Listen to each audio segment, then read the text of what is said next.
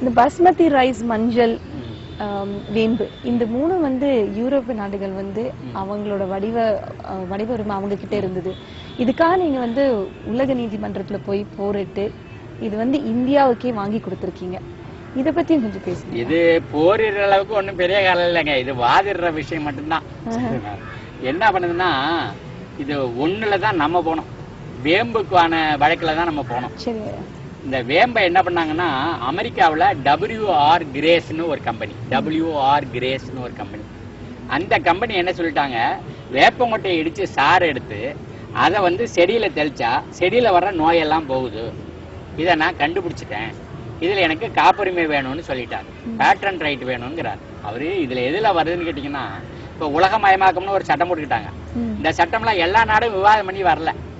பணக்கார நாடுகளா உன்னை தயார் பண்ணி வச்சுக்கிட்டு ஏழை நாடுகளை கூட்டி கையெழுத்தை மட்டும் வாங்கிட்டாங்க. கையெழுத்தை போட்டா என்ன அர்த்தம்னா, அதுல சொல்லிக்கிற எல்லா நிபந்தனைகளையும் நம்மளை கட்டுப்படுத்தும். அதுல ஒண்ணு என்ன சொல்லுதுன்னா, இன்டெலெக்சுவல் ப்ராப்பர்ட்டி ரைட். இப்போ நம்ம என்ன செய்யறாங்கன்னா, இப்போ இந்த ஒரு காய்ச்சல் ஒண்ணு வந்தது போன வருஷத்துல, சிக்கன் குனியான்னு சொன்னாங்க. நான் சின்ன பையனா இருக்கும்போது எங்க பாட்டி என்ன பண்ணுவாங்கன்னா, வேப்ப இலையை எடுத்துட்டு வந்து இலையை உருவிடுவாங்க. அதுல இந்த மிட்ரிப் மட்டும் இருக்கும், அது பேர் ஈர்க்குன்னு பேர். வேப்பம் இருக்கு, வேப்பம் இருக்க 2 வெட்டி சட்டியில போட்டு தண்ணி விட்டு கொதிக்க விடுவாங்க. கொதிக்க விட்டுட்டு அது வந்து நல்லா கொதி வந்த பிறகு எடுத்தறிஞ்சிட்டு குடிய கொடுப்பாங்க. 1 மணி நேரத்துல குப்புன்னு வேக்கும். உங்க காய்ச்சல் போறதுன்னு தெரியாம போயிடும். காய்ச்சல் போயிடும், தலைவலி போயிடும், இந்த வயிற்ற புரட்டுறது சரியா போயிடும், தலை சுத்தல் போயிடும், எல்லாம் சரியா போயிடும். பித்தத்தை கண்ட்ரோல் பண்ணிடும். அவ்வளவுதான். சரிங்களா? இதுக்கு பேரு வேப்பம் இருக்க கஷாயம்னு பேர். இன்னைக்கும் சித்த மருத்துவர்கிட்ட கேட்கறேன், அவங்க சொல்றாங்க, ஆமா வேப்பம் இருக்க கஷாயம் பெரிய வைத்தியம்னு சொல்றாங்க. போன வருஷத்துல இந்த சிக்கன் குனியா வந்து 5-6 பேருக்கு நான் சொன்னேன். நான் போன்ல தகவல் தெரியும், ஐயா இதை சாப்பிடான்னு. சாப்பிட்டுட்டு ஐயா நல்லா போச்சியான்னு தகவல் கொடுத்துட்டான். சரிங்களா? இப்ப இங்க இந்த அறிவு என்ன பண்ணுதுன்னா, நமக்கு பொதுவானதா இருக்கு, சமூகத்துல பொதுவானதா இருக்கு. ஆனா அந்த குளோபலைசேஷன்ல வந்த இன்டெலெக்சுவல் ப்ராப்பர்ட்டி என்ன ரைட் என்ன சொல்லுதுன்னா, நான் இதை கண்டுபிடிச்சிட்டேன்னா அது எனக்கு தான் சொந்தம்னு சொல்லுது. அப்ப மற்றவன் மருந்து தயாரிக்கப்படாது. அப்படி தயாரிச்சான்னா அவன் இவனுக்கு கப்பம் கட்டணும், ராயல்ட்டி கொடுக்கணும். அப்ப வந்து கம்பெனியுடைய தன்னுடைய லாபத்துக்காக அதை செய்யுது. இப்ப இதை வேப்பங்கொட்டை விஷயம் அங்க போயிடுச்சு. இப்ப என்ன பண்ணாங்கன்னா, டெல்லியில வந்தனா சிவான்னு ஒரு போராளி இருக்காங்க. உண்மையான போராளி அவங்க தான்.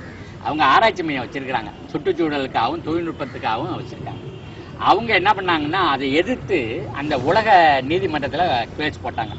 அது வந்து என்னன்னாக்கா, யூரோப்பியன் பேட்டன்ட் ஆஃபீஸ், அது மியூனிச்சில் இருக்குது. அப்ப இங்க இருந்து என்ன பண்ணாங்கன்னா, ஒரு 5 பேர் போயிருந்தோம். அதுல அவங்க ஒருத்தர், நான் ஒரு ஆளு, அப்புறம் பம்பாயிலேருந்து ஒரு வியாபாரி வந்திருந்தாரு, அவரும் படிச்சவர், அவரு அக்ரிகல்ச்சர் கிராஜுவேட். இன்னொன்று காசி பல்கலைக்கழகத்திலேருந்து ஒரு பேராசிரியர் வந்திருந்தாரு. எல்லாருக்கும் அந்த 2000 கிபி 2000 மே 9-10 அந்த சைட்லேருந்து பார்த்தீங்கன்னா, அந்த கம்பெனியாலும் அவனுக்கு ஒரு வக்கீல் மட்டும் வந்திருக்காங்க. எங்க சைடு பார்த்தீங்கன்னா 30 பேர் இருக்கிறோம். யூரோப்பில் ஏகப்பட்ட பேர் வந்து சேர்ந்தாங்க. வந்தனாவுக்கு தெரிஞ்சவங்களாம் வந்து சேர்ந்தாங்க. இந்த கேஸ்ல என்ன நடக்குதுன்னு பார்க்க போறோம்னு சொல்லிட்டு நாங்க என்ன வாதம் பண்ணோம்னா, நாங்க எங்க சமுதாயம் வந்து ரொம்ப மூத்த சமுதாயம். இல்லை எந்த காலத்துல வந்து வேப்ப மருந்துல பயன்படுத்தினாங்கன்னே எங்களுக்கு தெரியாது. அவ்வளவு காலமா நாங்க மருந்துல பயன்படுத்திட்டு இருக்கோம். நிலத்துல அந்த வேப்ப முன்னாக்க போட்டோம்னா அந்த பயில பூச்சி வர்றது கிடையாது. அது மாதிரி இந்த வேப்பண்ணையை வந்து அந்த எர்மகனூட்டியோட முதுகுல தடவிட்டீங்கன்னா அந்த பேனெல்லாம் ஊந்து வெளியில போயிடும். இந்த வேப்பம் கொட்டைய ஊசியில ஊத்தி நெருப்புல காமிச்சு அப்படி மூக்குல உறிஞ்சினீங்கன்னா அந்த தலையாக்க சரி அப்படியே இறங்கி முடியாது. அதனால ஒன்னொன்னு இருக்கிற மருத்துவ குணம் எல்லாம் எங்களுக்கு முன்னாடியே தெரிஞ்ச விஷயம். அதனால நீங்க புதுசா எதையும் கண்டுபிடிக்கல. இதுதான் எங்களுடைய வாதமா இருக்கு. சரிதானா? அப்ப என்ன பண்றோம்னு சொன்னா, அந்த பேட்டன் ரைட்ல என்ன சொல்லியிருக்கிறான், ஒண்ணு should have an invention of it, இல்லாத கண்டுபிடிச்சிருக்கணும். ரெண்டாவது there should be novelty, அதுல ஒரு புதுமை இருக்கணும்.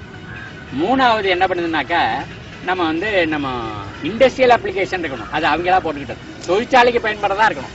இப்ப நாங்க முன்னாடியே செஞ்சிருக்கோம் சொல்லி நம்ம பேட்டர்னுக்கு கேட்க முடியாது. ஏன்னா நம்ம செக்ல ஆட்டிக்கிட்டு இருக்கோம் தொழிற்சாலை. ஆனா சட்டமே அவங்களுக்கு எத்தாலும் போட்டுக்கிட்டாரு. அப்படின்னு எங்களுடைய ஆர்குமெண்ட் என்ன இருந்ததுன்னா, இதுல இன்வென்ஷன் என்ன இருந்ததுன்னு சொல்லுன்னு கேட்கறோம். ஆனா அவங்க வாதம் போது அவங்க என்ன சொல்றாங்கன்னா, இல்ல அவங்க செக்ல ஆட்டிக்கிட்டாங்க, நான் இண்டஸ்ட்ரியல்ல லார்ஜ் ஸ்கேல்ல செய்யறோம். லார்ஜ் ஸ்கேல்ல செய்யறதுக்கு அவங்க கண்டுபிடிச்சிருக்கான ஒழிய இன்வென்ஷன் எதுவும் ஒண்ணும் இல்லை. அதை வந்து பல விதத்துல செஞ்சோம். முதல்ல பேப்பர்காரனுக்கு பேட்டி கொடுத்தோம், டிவிக்காரங்க பேட்டி எடுத்து போய் போட்டாங்க, யூரோப் முழுவதும் போச்சு அது. அப்புறம் மத்தியான நேரத்துல வந்து டெமான்ஸ்ட்ரேஷன் நடத்தணும். ஒரு வேப்ப மரத்தையே ஒரு யூரோப்பியன் நம்பர் பேட்டிட்டு வந்தார். அதை நடுப்புற கொண்டாந்து வச்சுட்டு அதுல 40 பேர் பேட்டன் ரைட் வாங்கியிருக்கான். அது எல்லாம் சீட்ல எழுதி தொங்க விட்டாங்க நம்பர்லாம். ஒவ்வொரு ஆளா போய் வெட்டினாங்க. இது எங்க சொத்து எங்க சொத்து, இதுல காப்புரிமை யாரும் வாங்கக்கூடாது அப்படி சொல்லி வெட்டினாங்க. அப்புறம் கையில ஒன்னொன்னா வச்சுக்கிட்டு நின்னோம். ஒரு ஆள் கையில வேப்ப இலை இருந்தது. ஒரு ஜெர்மனிக்காரர் வந்து கேட்குறாரு, வாட் இஸ் திஸ்ங்கிறாரு. இது நீம் லீஃப்னா what for it is used அப்படின்னாரு.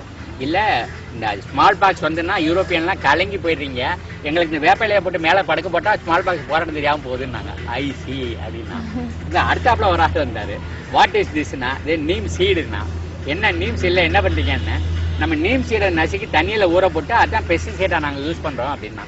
ஐசி அடுத்தாப்புல ஒருத்தன் தான். அங்கே பார்த்தா அந்த வேப்பம் ஈர்க்க வச்சுட்டு ஒரு ஆள் இருந்தது. வாட் இஸ் திஸ்னாங்க. இது சொன்னாரு டூத் பிரிக்குன்னாரு. டூத் பிரிக்கு அப்படின்னா ஆமா நீ வந்து ஹோட்டல்ல வந்து விறகு மாதிரி ஒன்று வச்சிருக்கிற, அதை குத்தினா ரத்தம் வருது, இதை குத்தினா வர்ற ரத்தம் நிற்கும் அப்படின்னாரு. சரி சரிண்ணா அடுத்தாப்புல ஒருத்தன் வந்தா. வாட் இஸ் திஸ்னா திஸ் இஸ் நீம் ஆயில் அப்படின்னு. வாட் ஃபார் இட் இஸ் யூஸ்னா. இல்லை இந்த புண்ணுக்குன்னு பட்டீங்கன்னா நீங்க அதை செப்டிக் ஆகாமல் இருக்குது என்னென்னவோ பண்றீங்க, நாங்க வேப்பெண்ணெய் தான் தடவுறோம், அது கம்ப்ளீட்டா கியூர் ஆயிடுது, அப்புறம் தேங்காய் எண்ணெய் போட்டு ஆற்றிடுறோம் அப்படின்னு சொன்னாங்க. அப்படின்ட்டு அடுத்தாப்புல வந்தார். என் கையில குச்சிகளா இருந்தது. ஒரு கட்டு வச்சு நான் கையில. வாட் இஸ் திஸ்ன்னு கேட்டார். நான் சொன்னேன் திஸ் இஸ் மை டூத் பிரஷ்ன்னு சொன்னேன். டூத் பிரஷ் அப்படின்னு நான் பாருங்க புருவத்தை தூக்கணும், கடவாயில் வச்சு கொஞ்சம் நேரம் மென்னுக்கு இருந்தேன். மென்னுட்டு நவ் யூ கேன் see தி பிரஷ்ன்னு. ஐசின்னா நான் சொன்னேன் தெர் இஸ் சம்திங் மோர் தேன் திஸ்னா. என்ன இருக்குது அப்படின்னு கேட்டாரு. ஒன்னுல பிரஷும் பேசும் தனித்தனியா இருக்கு, இங்க பாரு ஒன்னுலயே ரெண்டு இருக்கு. அப்புறம் மறுபடியும் ஐசி அப்படின்னு சொன்னான். அதுக்கு மேல கொஞ்சம் இருக்குதுன்னா. வாட் இஸ் திஸ்னா. உன் பிரஷையும் பேசையும் கீழே போட்டா அங்க இருக்க உயிரெல்லாம் செத்து போகுது, என் பிரஷை கீழே போட்ட பிறகு அங்க உயிரெல்லாம் தின்னுட்டு வேகமா வளருதுன்னு சொன்னேன். அவர் நிக்கவே இல்லை, அவன் ஓடிட்டான் வேகமா. அதாவது என்ன பண்ணோம்னா ஒரு உலக சமுதாயத்துக்கு ஐயா இந்த பொருள் மட்டும் எங்களது இல்லை, இது சமந்த அறிவும் எங்களது, இது எங்களுடைய சொத்து, எங்களுடைய கம்யூனிட்டி ப்ராப்பர்ட்டி, அது இதை இன்டெலெக்சுவல் ப்ராப்பர்ட்டியா நீ மாற்ற முடியாது. அதுக்கப்புறம் பார்த்தாக்கா அந்த அடுத்த நாள் தீர்ப்பு வழங்கும் போது ஜட்ஜ் அங்கே தீர்ப்பை வழங்கினார். இங்கேருந்து ஒரு 10 லட்சம் பேர்த்த கையெழுத்து வாங்கிட்டு போயிடணும். எங்க சொத்து இந்த கர்நாடகாக்காரங்க வந்து வேப்பெண்ணெயில தான் விளக்கரிக்கிறாங்க. அதனால விளக்கரிக்கிறதுக்கு வேப்பெண்ணெய் இல்லாம போயிடுச்சுன்னாக்கா விளக்கு அணைஞ்சு போனதா நினைக்கல, நாங்க எங்களுடைய வாழ்க்கையே இருட்டு போனதான்னு நினைக்கிறோம் நாங்க அப்படின்னு எழுதி கையெழுத்து போட்டு கொண்டு கொடுத்தோம். எல்லாம் அவன் கையில கொண்டு கொடுத்தோம். அதனால 2வது நாள் சொன்னா பேட்டன்ட்டு சரி ஓகேன்னு சொன்னோம், காப்புரிமையை திரும்ப பெற்றுக்கிட்டோம்னு சொன்னாங்க. அடுத்தது மஞ்சளுக்கும் பாசுமதிக்கும் அரசாங்கமே பாதிச்சு நிறைய ஆதரவுகளை வச்சு இது பண்ணிட்டு அதுக்கப்புறம் அது பண்ணிட்டாங்க. நாங்கள் இதுக்கு மேலே ஒன்றும் செய்யலை. இவங்க நம்மளுடைய பாவக்காய்க்கு பேட்டன் ரைட் வாங்கியிருக்கிறான். நம்மளுடைய இந்த அம்மன் பச்சரிசின்னு ஒரு மூலிகை இருக்குது, நம்ம இந்த வண்டி கடிக்கெல்லாம் போடுறது பருவுக்கெல்லாம் வைக்கிறது, அதில் காப்புரிமை வாங்கியிருக்கிறான். நம்முடைய தூதுவளைக்கு காப்புரிமை வாங்கியிருக்கான், கண்டங்கத்திரிக்கு காப்புரிமை வாங்கியிருக்கான், சோத்துக்கத்தாளிக்கு காப்புரிமை வாங்கியிருக்கிறாங்க. அதெல்லாம் நம்ம சண்டை போடல. ஏன் சண்டை போடலான்னு கேட்டிங்கன்னா அவளுக்கெல்லாம் நம்மகிட்ட பணமும் கிடையாது, ஒன்றும் கிடையாது. ஒரு டிக்கெட் இங்கேருந்து ஏரோப்ளைன் டிக்கெட் போயிட்டு வரதுக்கு 55,000 ரூபா. சரி, ஏர்பிளைன் டிக்கெட் மட்டும் அப்புறம் ரயில் டிக்கெட் எல்லாம் வரைக்கும் சாப்பாடெல்லாம் இருக்குது ஏர்பிளைன். அப்போ என்ன சொல்கிறோம்னா அவங்க திருடர்கள் அப்படின்னு சொல்றதுக்காக மட்டும்தான் இந்த கேஸை நடத்தும். இதுக்கு பேர் பயோ பைரசி. எல்லாரும் பனியன் போட்டிருந்தோம், அதில் முதல் எழுந்தது பயோ பைரசி. இங்கேருந்து ஜெர்மனியில் போய் பயோ பைரசின்னு சொல்லணும்னா ஒரு துணிச்சல் வேணும் இல்லையா, அது அந்த வந்தனா சிவாவோட தலைமையில் எங்களுக்கு கிடைச்சது. அது முழு உரிமையும் நம்ம கொண்டாடப்பட்டது. ரொம்ப சுவாரஸ்யமா இருந்தது ஐயா. இவ்வளவு நேரம் உங்ககிட்ட பேசிட்டு இருந்தா நேரம் போகிறதே தெரியல. அவ்வளவு விஷயங்கள், ஒரு கடல் மாதிரி விஷயங்கள் வந்துகிட்டே இருக்கு. அருவி மாதிரி தான் இருக்கீங்க ஐயா, வந்துட்டே இருக்கு. நாங்க எடுத்துக்கிட்டோம் அப்படின்னு இன்னும் சுவாரஸ்யமான விஷயங்கள் இன்னும் நிறைய இருக்கும். இருந்தாலும் உங்களுக்கும் நேரம் கம்மியா இருக்கு, நீங்க வந்து ஒவ்வொரு ஊருக்கும் போகணும், பல விஷயங்கள் பண்ண வேண்டியது இருக்கு. இவ்வளவு நேரம் எங்களுக்காக டைம் ஒதுக்கி இவ்வளவு விஷயங்கள் எங்ககிட்ட பகிர்ந்துக்கிறதுக்கு மெகா டிவி நேயர்கள் சார்பாக நான் உங்ககிட்ட நன்றி சொல்லிக்கிறேன். ரொம்ப நான் வானகம்னு ஒரு அமைப்பை உருவாக்கி இருக்கிறேன். வானத்துக்கு எப்படி எல்லை இல்லையோ அதனால எங்க அமைப்புக்கும் எல்லை இல்லை. ஆனா உலகத்துல நிறைய பேர் இதை உள்ள அடக்கணும். நிறைய பேருக்கு இந்த இயற்கையை வந்து ஒரு இயற்கைக்கு ஒரு மறுவாழ்வு அளிக்கிறதுல வந்து நம்ம எல்லாம் இணைஞ்சு நிற்கணும். அந்த வகையில தான் வந்து இப்ப நம்ம தொலைக்காட்சி நண்பர்களும் நீங்களும் அப்படி என்னோட வந்து கைகோத்திருக்கீங்க. இந்த போராட்டம் வந்து வெல்லும். நன்றி, வணக்கம். நன்றி.